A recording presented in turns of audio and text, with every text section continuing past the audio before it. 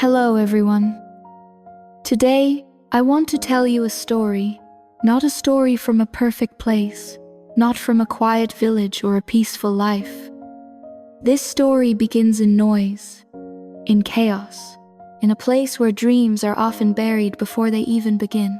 But in that place, a boy discovered something powerful enough to change his entire life. And by the end of this story, you may discover something too. It is not the world that distracts you, it is the attention you give to it. In a crowded part of New York City, hidden behind tall buildings and broken streets, there was a neighborhood most people tried to ignore. The walls were covered with fading paint. The sidewalks were cracked. The air was filled with noise that never stopped. Car horns, arguments, music blasting from open windows, and voices, always voices. Voices judging, voices comparing, voices reminding you of who they think you are. In that neighborhood lived a boy named Ethan. Ethan didn't have much. He lived with his mother in a tiny apartment that barely fit a bed and a small stove. There was no quiet corner, no private space, no perfect environment for focus. But there was something else. Every morning before the city even fully woke up, Ethan woke up, not because he wanted to, but because he had to. His mother ran a small street food cart. It wasn't a business most people would notice, just a worn-out cart at the corner of a busy street. A few plastic stools, simple food, hot sandwiches, sausages, soup. That cart was their life. Ethan helped every single day. He chopped vegetables, he carried supplies, he cleaned the cart, he handled customers. He moved quickly, always doing something, always needed. And when the day ended, when the streets slowly quieted down, that was when he opened his books. But there was a problem. Every time he tried to study, his mind wasn't quiet. It was loud, not because of the city, but because of the voices inside his head. You're just a street vendor's kid. You'll never get out of here. People like you don't succeed. At first, those words came from others, but slowly, they became his own thoughts. One day, the results of his exams came out. Ethan failed one subject, not because he wasn't capable, but because he couldn't focus. His mind was everywhere, except where it needed to be. That evening, after closing the cart, Ethan sat on the sidewalk. His body was tired, but his mind was heavier. His mother noticed. She didn't rush to speak. She didn't give advice. She just sat next to him. After a long silence, Ethan said softly, "Mom, I can't focus. When I try to study, I hear everything people say about me. I try to ignore it, but I can't." His mother looked at him, not with worry, not with disappointment, but with understanding. Then she said something simple. "Tomorrow, I want you to help me with something." The next morning, before customers arrived, she handed him a large container filled with water. It was full to the top, heavy, unstable. "Take this to the table at the end of the street," she said. "But remember one thing.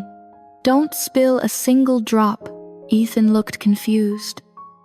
"That's it," she nodded. "That's it."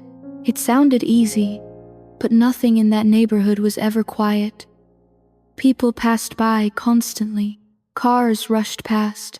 Voices filled the air, and among those voices were the same ones that had always followed him. Ethan held the container with both hands. He took his first step. The water moved slightly, just a small shake, and it would spill. He took another step, and then another. As he walked, people began to notice him. "Hey, look at him, the boy who failed. Careful, don't drop it like your grades." Laughter followed, sharp, loud, unavoidable. But something different happened that day. Ethan didn't look up. He didn't react. He didn't respond. His eyes were fixed on the water. His hands were steady. His breathing slowed down, step by step. The world began to fade. The voices became distant. The faces blurred. The noise softened. A car honked loudly right beside him. Someone shouted. A group laughed. But Ethan didn't hear it. Not really. All he could see was the water. All he could hear was his own heartbeat. All he could feel was focus. The street disappeared. The noise disappeared. Everything disappeared, except the thing in his hands. And then he reached the table. He placed the container down, slowly, carefully. Not a single drop had spilled. He turned back and walked toward his mother. She looked at him and asked, "Did you hear what they said?" Ethan shook his head. "No, I didn't hear anything." She smiled. And in that moment, everything became clear. "That is the lesson," she said. "The world didn't change. The people didn't stop talking. The noise didn't disappear. But you chose what to focus on. When your mind is truly focused, everything else loses its power." Ethan stood there silent. But inside him, something shifted. Not the world, not the neighborhood, not the people. Him. From that day on, Ethan stopped trying to silence the noise. He stopped fighting the world. Instead, he trained his focus. When he worked, he focused on each movement.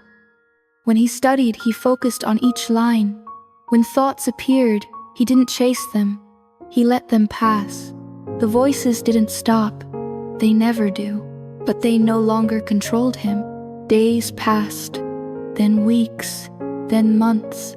Slowly, his results began to change. His confidence returned. His mind became calmer, stronger, clearer. The neighborhood was still the same, still loud, still chaotic, still full of opinions. But Ethan was no longer part of that noise. One early morning before the city woke up, Ethan stood beside the cart. The sky was just beginning to turn gold. The streets were quiet. For once, he took a deep breath and smiled, because now he understood something most people never realize. The world will always be loud. There will always be opinions, judgment, doubt, but you don't have to carry them. Focus is not about controlling the world. It is about choosing your attention. And when your attention is strong enough, the noise becomes irrelevant. So if you ever feel overwhelmed, if you ever feel distracted, if you ever feel affected by what others say, remember Ethan. Remember the container of water. Hold your goal the same way. Steady, careful, focused. Walk your path, one step at a time, and let everything else fade. Because when your focus is strong, the world loses its power over you.